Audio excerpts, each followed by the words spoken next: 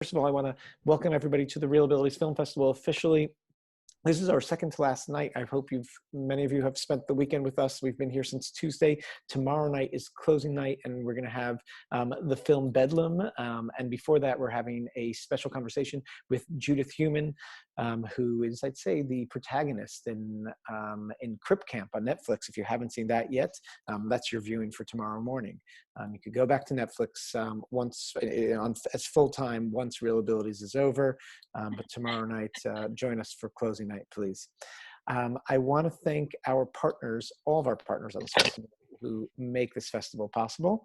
And that includes, first of all, check out our partner page on ReelAbilities New York's page. Go to partners and check them all out because they're all doing amazing work.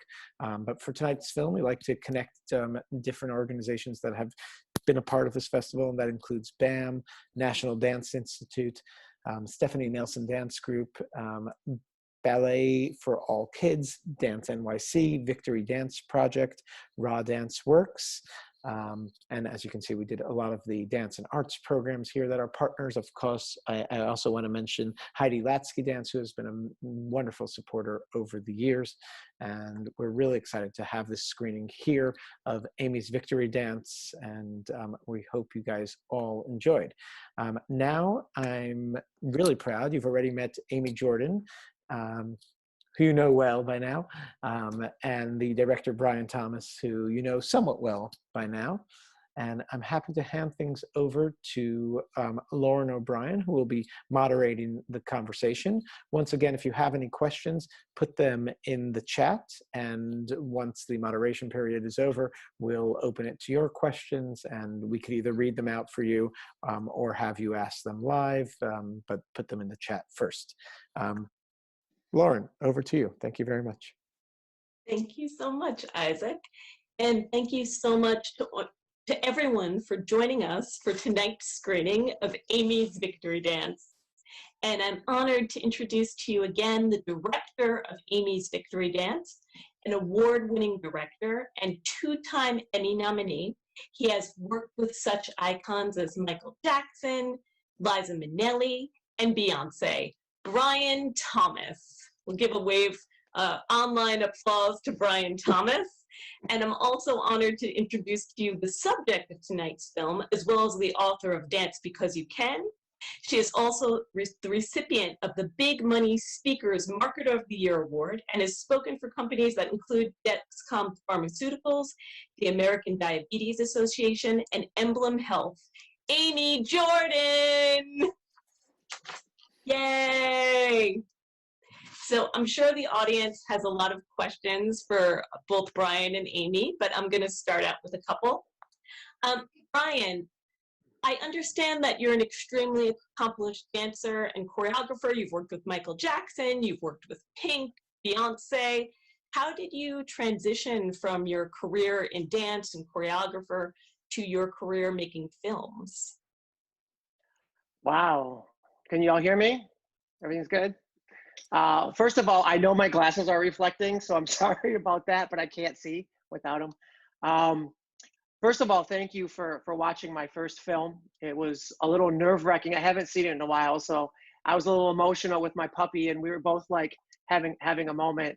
I've been a dancer since '93. I moved to New York.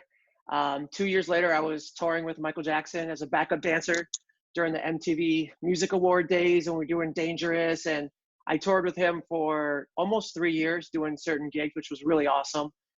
I started training at the Broadway Dance Center in New York, and I just toured with a lot of dancers and eventually got into choreography and did that for 20 years.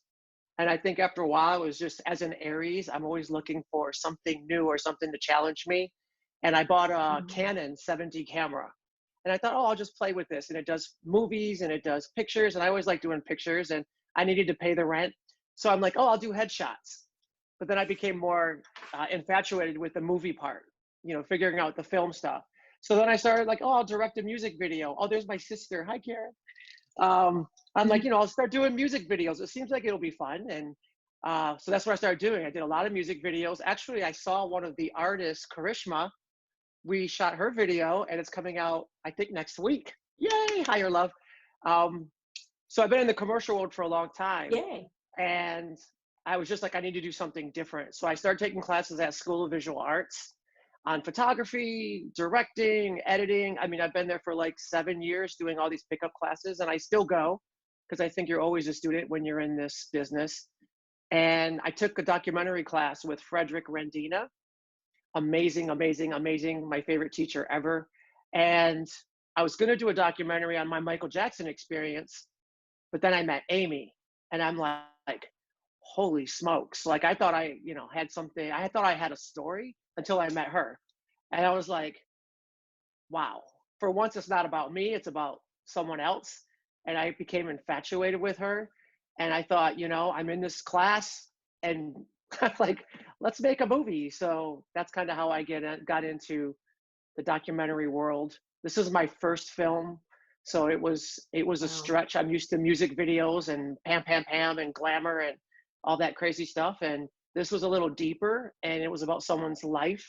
So I felt very pressured to do her justice for who she is as a person, and really just tell the truth of all the things that she has to deal with on a day-to-day basis. We're the same age, we're the same caliber of dancer. The only difference between her and I is she has all these obstacles in front of her, from her vision to, of course, the bus, to the diabetes. And I felt really like, I don't know, when I met her, I was like, she never had those opportunities, and I got to do all those things. So I thought the best thing I could do was put her in the limelight and give her that opportunity in her own movie. So that's what inspired me. She inspired me to make this movie, and to make movies in general. Amy did. Wow. Did you know as soon as you met her that a light bulb go off that you need to work with this woman? Well, I actually was doing pictures. I was doing photos at that time, and I was hired to do photos for her dance company. And when I met her, she had a little dress on, and I saw her leg, of course. And as a dancer, I'm like, holy shit, what happened? That's very me. I'm like, what happened? She's like, oh, I got hit by a bus. And I'm like, and she's cracking up, and I'm like, okay. And then I was just like, okay, her story's bigger than mine, because there's a lot of drama in our family too. So I don't know. I just the more time I spent with her, the more I fell in love with her as a subject. And I just said, can I do your movie? We have to do this. Awesome. I feel that way about Amy too. I'm honored to be a friend of Amy's, and the more time I spend with her, the more I love her. So Amy, yay! We got a lot of insight into your magnificent life this evening. Could you tell us a little bit about how you're doing now, post-epic victory dance? I mean, your whole life is a victory dance, but post-victory dance film, what have you been up to? Well, can you guys hear me? I don't have a headset. Thank you, Lauren, my Yoho sister, and Brian Thomas, my brother from another mother. And I just can't say enough appreciation to Isaac and the whole team at ReelAbilities, and the JCC Manhattan is such a huge part of my heart, my life, and I miss you guys. It's funny because I haven't seen this for a while too, and this is 2020, and we started shooting in 2016, and the company is now on hiatus. And Cheetah saw the movie. I don't know if she's with us. And I moved to Florida, and I wrote a book, and I'm just in a whole kind of different mode. But it's funny because I was thinking on October 8th of 2019, I had my 20th surgery. I call it my 10-year tune-up because it was 10 years, and May, June, July, August, September, October, 6 months after the accident, not that I keep track. And they re-broke my leg and set me straight. They finally set me straight. And I was thinking, like, once that was over, I want to try and get moving again and maybe get in the studio. And I don't know. I was having these thoughts of what could we do? Like, my original dance teacher, Linda White, Art Stage Performing Arts Center here in Florida, Lindsay, and they're still here. And I called her and I was like, can I give a master class? How can I support your recital to kind of re-engage that part of my life? And then, you know, we're all at home right now, which is fine. I'm working on another book, but so yeah, it's an interesting, you know, the dance seems to come in and out for me in different periods of Yeah. my life. I'm very interested in promoting. We're working right now on a Dance Because You Can workshop where we can take people through the 5 steps of creating your victory dance through DANCE, determination, acceptance, never give up, courage, and enthusiasm. If you're dealing, who's got obstacles, who's feeling pinned down by life right now, that would be all of us.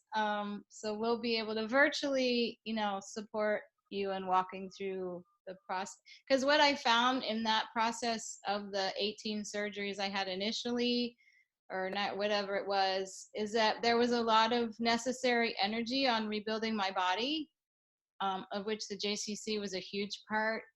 And there was not a lot of energy or resource for rebuilding my life because I was a dancer, I was a fitness instructor. Everything I did was dependent on my physical body, and my physical body changed and I couldn't do those things in the same capacity. So there was no system, so I created one.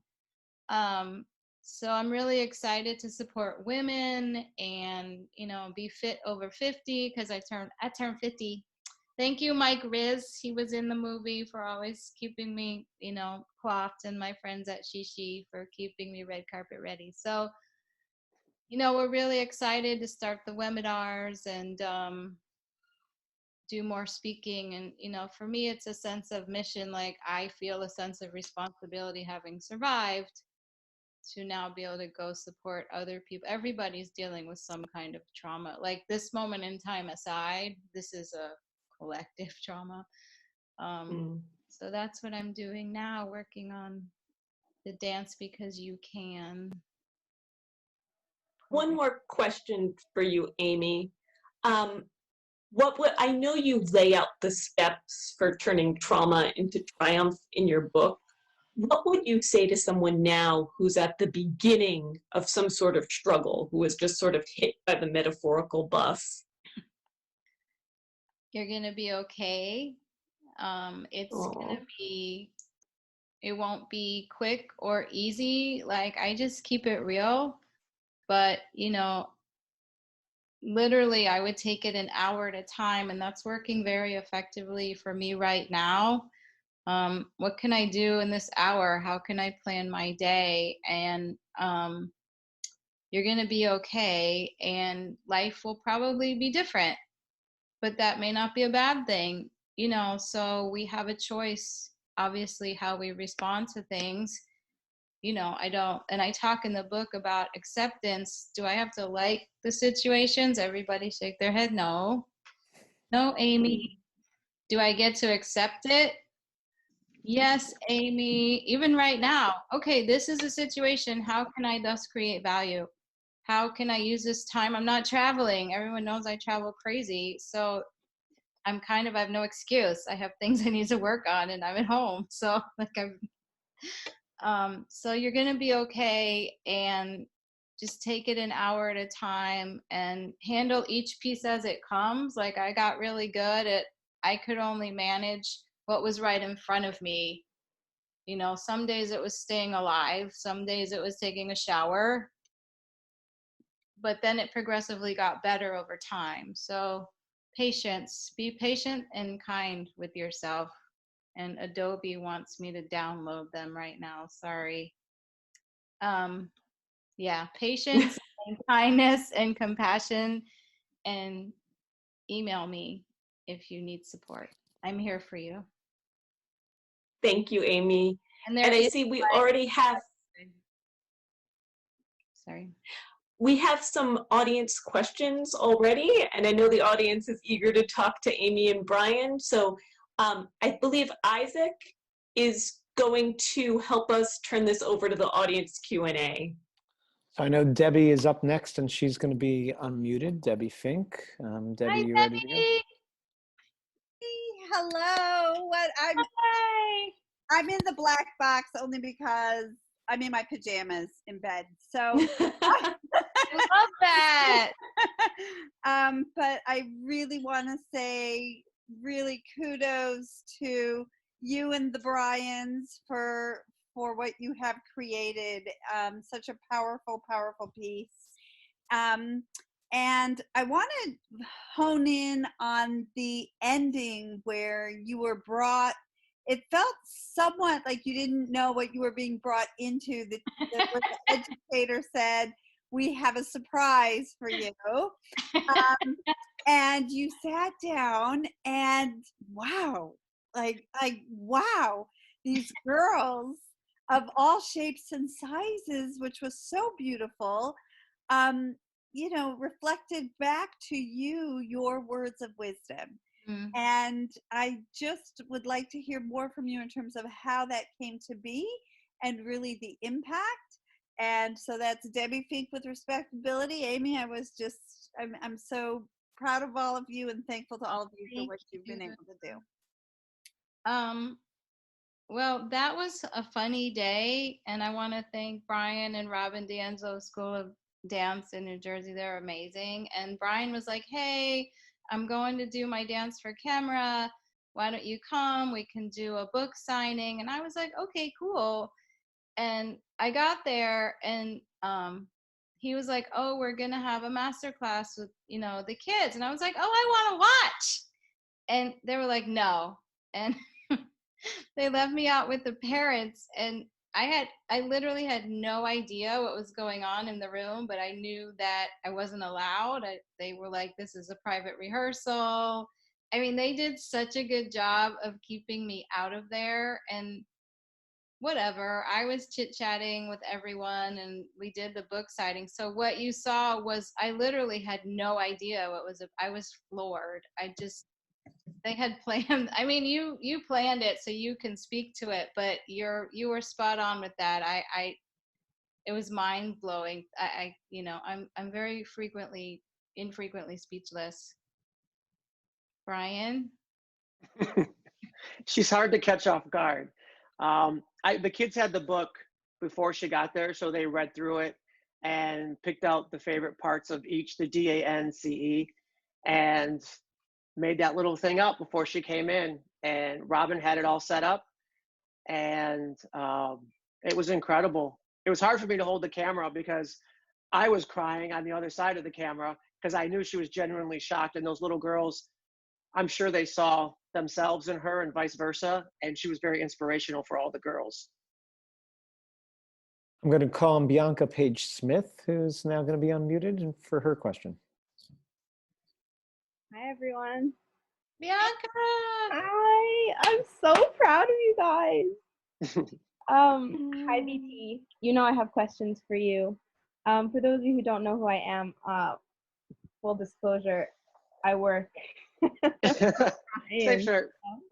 Yeah, I had to wear my Spin Kick Pictures shirt, but I really want to know, and I think everybody might like to know just more about yours and Amy's relationship and how it's developed over the years.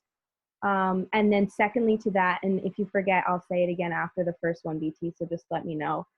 But the second thing is I would love you to tell everybody what you're up to now.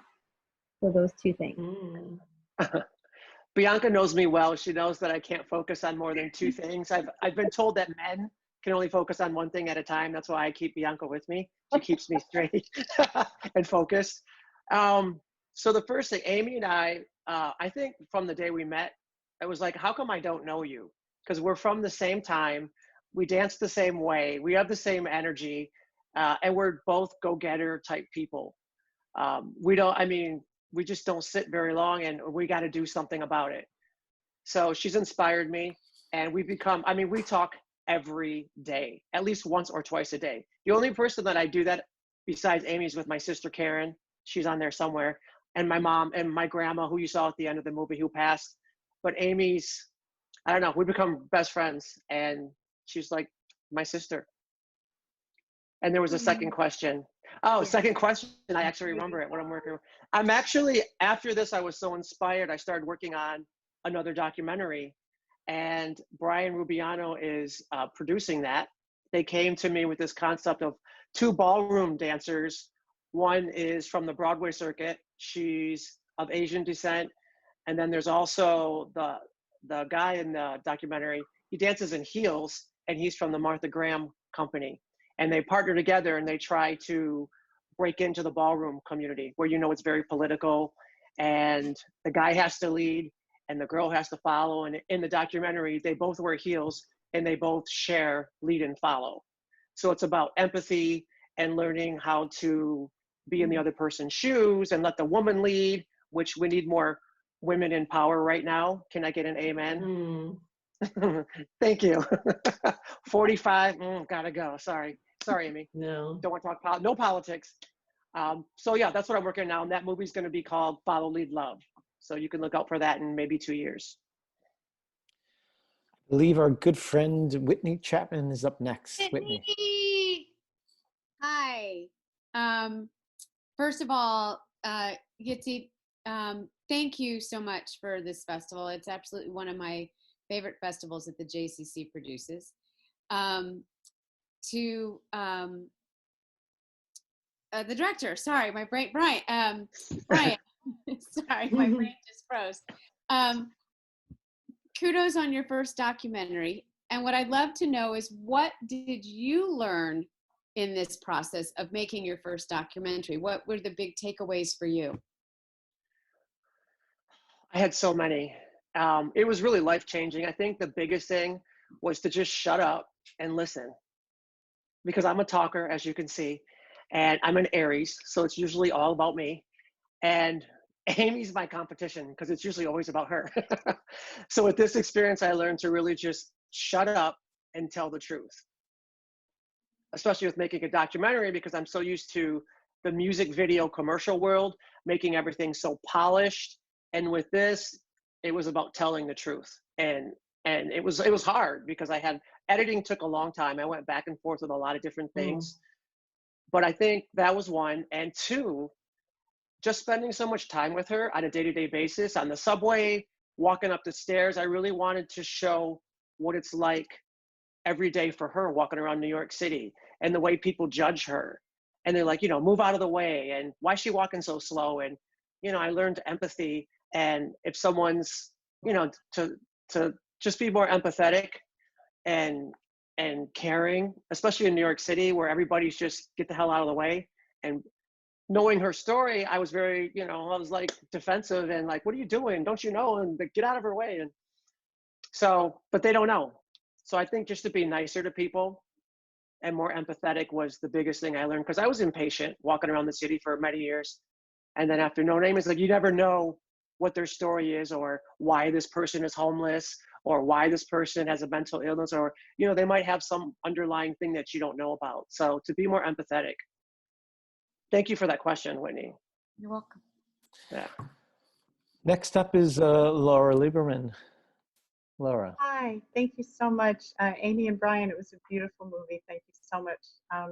I had two questions. One for Amy. I wondered what the other dancers who were in the Victory Dance, that performance that we saw, I wondered what they've been doing since. And I also wondered what your book is about. And then I also wondered how you like Florida compared to New York. In any order. The Victory Dance project, you know, as the story goes, when I was pinned under the tire, I said, if I survive, there'll be a victory dance. It's a random thing to think about when you're pinned under the tire of a bus, but I'm a random person. So, you know, through friends of friends, I accumulated this company of literally, it's going to make me cry, the most outstanding concert dancers on the planet, members from Alvin Ailey American Dance Theater and Dance Theater of Harlem and Juilliard School and Hamilton and So You Think You Can Dance winners. And I mean, I would walk into rehearsal mortified with these kids.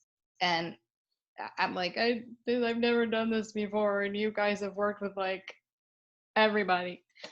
And they all were just so extraordinary and brought their whole lives to the table. So they continue to do amazing work.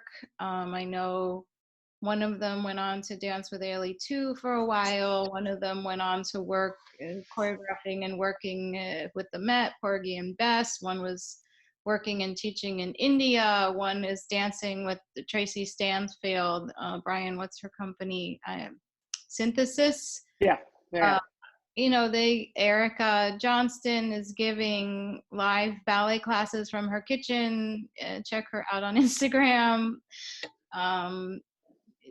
There's 20 of them, so it would take us the rest of the night for me to talk about them individually because I hire a lot of people. But just the most extraordinary talent, and I could throw anything at them and they could do it. So for me as a choreographer, I felt like I was just in like the chocolate factory. I mean, it was unbelievable experience to be able to set and my choreography is very demanding, and they just did it excitedly. So Io Janine Jackson, you know, worked with Bill T. Jones and Arnie Zane, and just really amazing dancers. So they've all gone on to continue to do amazing things and create value in the world with their art, which is what art is about, disturbing the peace, as my idol Madonna says, who I saw live in Miami in December in the front row. It was amazing.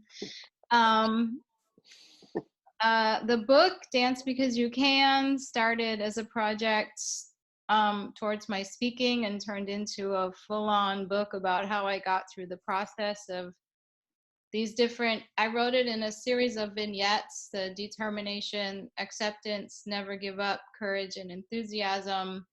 So there's a series of stories within each of those pieces that kind of describe different life situations I've had, whether it was the diabetes or an eating disorder or the relational challenges, which, you know, karma, the bus, obviously. So, you know, like I said, there was really no pathway of how your body gets rebuilt to a certain capacity, but I literally had to start my life over. I could not do any of the things that I did before for money, for satisfaction.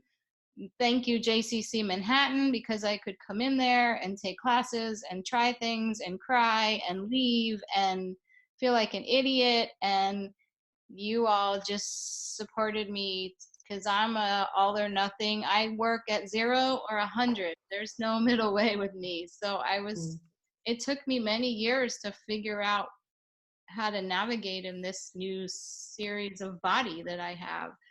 So the book is a lot about how to get through trauma, how to rebuild your life, how to, you know, it's very honest. I couldn't get out of bed for a lot of years. And I love Florida. That's a whole other story. I moved here to take care of my father when he had Alzheimer's and he passed. I still have my apartment in New York. I was supposed to be there. I miss you guys. I'm sending love and light every day, but I grew up here. I'm 2 miles from my childhood home. The city was getting very hard for me physically. The demands of it every day between the vision and the leg was just getting to be a lot. So the pace here suits me, the weather. I have space, my purple cat. So I love it. But I'm also fortunate to kind of have the best of both worlds, and I still spend a lot of time in New York, and I can't wait to come back. I miss the JCC and Brian and Lauren. Yay. Thank you for all the kind words. We have time for 2 more questions, I believe. So let's start with Peter. Peter, you're up. Hi, hello everybody. I should really say aloha. Sitting next to me is Brian Rubiano's mom. I'm his step. So, aloha.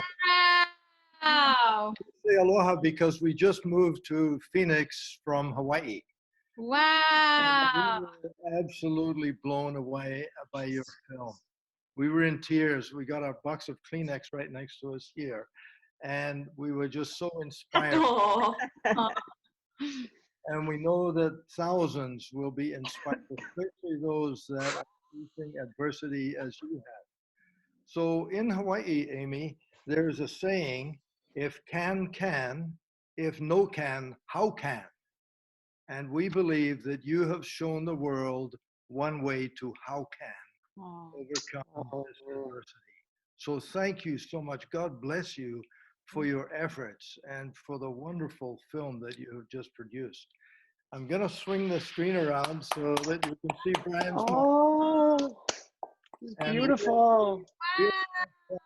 We're grateful for you for going the distance with this production.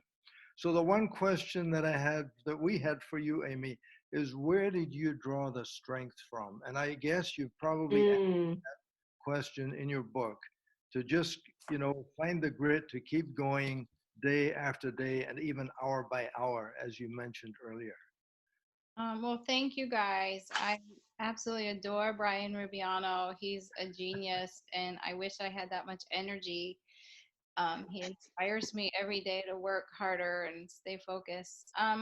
As you saw in the movie, I practice SGI Buddhism. I chant Nam-myoho Renge Kyo, and our philosophy is that adversity is sort of the doorway to transformation. So therefore, I'm never a victim. So I just kept chanting the whole way through for what I needed, for the right doctors. The first hospital went amputate, through the depression. And eventually, because of that, I was able to sustain my life condition to, like I said earlier, go an hour at a time and get through another day and figure it out piece by piece. And some things worked and some things didn't, but that daily practice I never miss. I chant every single day.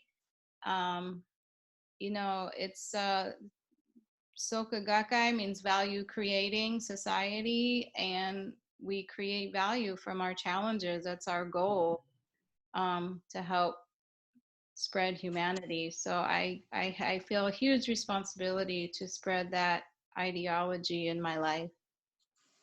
Well, we appreciate you so much, because even though you did not ask for life to give you a mountain to climb, but life did throw a mountain in front of you, and you have climbed it successfully, and you're standing on the summit, and you're telling everybody, I did it, so you can do it. Thank you so much. Thank you so much. Thank you. Yay.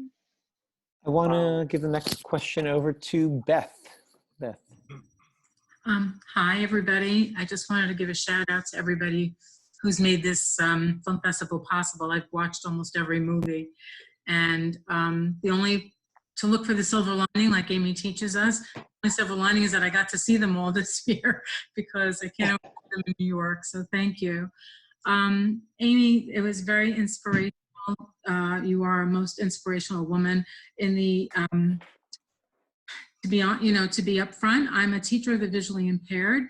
And so when I was watching this amazing movie, most of the emphasis was on your leg and how you function with your leg and all the pain in your shoulder and the physical issues. And I'm curious about the visual issues for you and the challenges that I know that they bring to your life. So one of the questions I have a couple, is knowing tunnel vision and only in one eye. I'm wondering, when you're choreographing and when you're working with the dancers and they're performing, how much are you actually able to take in of the dance as it's going on? How are you appreciating the outcomes? Thank you for that question, because I joke about how I had a New York Times bestseller before the bus, and then I got the bus. So Brian's laughing. So I lost my vision due to diabetes complications when I was 20 years old, because I had an eating disorder and my blood sugar was out of control most of my life, and it caught up with me early. I had 40 surgeries on my eyes. I stopped driving when I was 21. There was no Uber back then. So, I've adapted, as you see. As you know, people with vision impairment have a way heightened sense of awareness of everything else. When I'm working, it is an interesting challenge, because I can only take in so much. But I have the most extraordinary team of people. I'm so fortunate. Look, I'm going to get weepy again. Gary Lewis, if you're here, my rehearsal director, is a genius. Like, genius. If you need a dance genius, find him, call him. His vision, figurative and literal. So I know what I want, and I set it on the dancers, and then I like to get people to kind of help me literally see the whole bigger picture. But what I see is very clear. It's like, gee, I have 20, 25 in my seeing eye, so I'm highly functional. And I've kind of learned to adapt to it, you know. Right. Well, working with so many kids, as I have in the past, who also have, visual issues from diabetes, I appreciated. I was curious, since you joked about learning Braille in the elevator and all the and write and being a writer and all the things that you do and getting around. Of course, you're in Florida now. Have you thought about, or have you already thought about taking up on vision services, or you feel that you're not at the point where you need more services for that particular issue that you have? I have the services I need. I'm very fortunate. I can still work on a computer at a pretty regular size. And, you know, one of the interesting things that I would potentially like to be more involved in at a later date is I found New York extremely, what's the word? Unhelpful for persons with any kind of impairment. The curbs and the doors and the things you never think about, being in an elevator and not being able to see the number because they thought it would be cute to put it in some like silver. I can't. That's why you see me like so that I noticed it with the vision, especially at night. The buildings are not marked, there's not good lighting. And also when physically, why in New York City are there not escalators in most of the major stations? I don't want to get too much into that, but as an advocate, that's something I would like to be able to partake in more, because I don't think people realize day to day what we have to think about. And I know I appreciate this film, the whole festival, because it addresses a lot of that on so many levels, and you learn to adapt, but it's frustrating. It takes a lot of thought. Where am I going to be? How am I going to get there? I can't climb the stairs. I can't see the numbers. Like, I can't be out at night. It's too dark, so you work around it, and you make it happen. I want to give one more question over to Kunal Mahajan, who has been one of our star participants at our Q&As. So thank you, Kunal, for being a part of this. Oh, no. Yeah, of course. Thanks for that, Amy. Just one question I have. Can you help us better understand your mindset was at, like, right after you got hit by the bus, and just kind of what you were really thinking about kind of at that time, and just really just your whole kind of outlook going from there? The moment of impact, I was on Amsterdam and 72nd crossing northbound. If you're a New Yorker, right by Gray's Papaya. If you're not a New Yorker, it's in a lot of movies. And I didn't know what had happened, but I write in the book how I couldn't move and I had no feeling on my right side and I was losing consciousness. And I thought, like, wow, I'm supposed to go to dance. Like, I'm still thinking, like, wow, I got to get to dance class because this is how I am.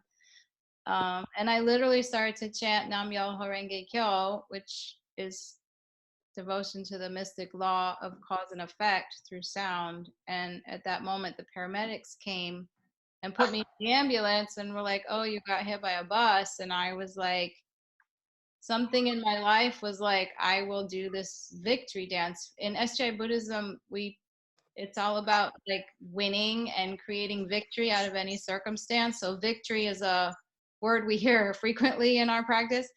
And that's where that kind of came to me. And, you know, I was in shock, and they had brought me back from near death. And I remember asking the ER nurse if my leg was still attached because I wasn't 100% sure. And she said yes, and didn't say much more.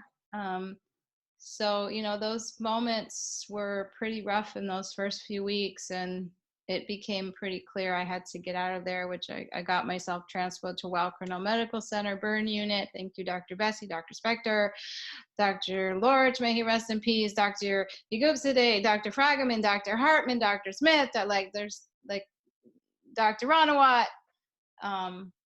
So, you know, again, like I said, it was hour by hour, just handling what I had to handle at that point to stay alive and figure out. I had no concept of the scope of it until way later, which is probably good. I thought, oh, I remember seeing emails when I got discharged. I was in the hospital for 4 months, and I got home and I saw the emails because I was like, oh, I'll be back at work in 2 weeks, and it's no idea. So Brian's laughing at me. I love you, girl. I love you too, Fred. Lauren, Amy, Brian, I want to thank you guys so much for being here and being a part of this. We're really proud to have presented this film, and look forward to this film to having a really long and broad future and reaching broad audiences everywhere. I want to thank our audience for being a part. I want to remind everybody that tomorrow night is closing night, and please join us for one more night of ReelAbilities, then you can get back to your Netflix. And I also want to close just by saying that, of course, at this really insane time, our hearts and thoughts are with everyone who is in any kind of pain and affected by any of this. And this is really something that I have to say that this week with ReelAbilities, we have seen people from all around the world, and it's amazing to see how the whole world is coming together around this. And it's really a universal theme that is connecting us all at this time. And that gave some light into it all. But really stay safe, stay healthy, and we look forward to seeing you tomorrow night for closing. Thank you, Isaac. And seeing you all doing this in person once it's over. Thank you. Thank you all. Sadie says bye. Bye, Sadie. Bye. Thank you, guys. Thank you, Yara. Bye. Thank you, Yara. Thank you, everyone. Thank you, Thank you. Have the best night ever. My son, Kyle. I didn't even see you. Oh, awesome. All right. Adios, amigos. Thank I don't you. Bye.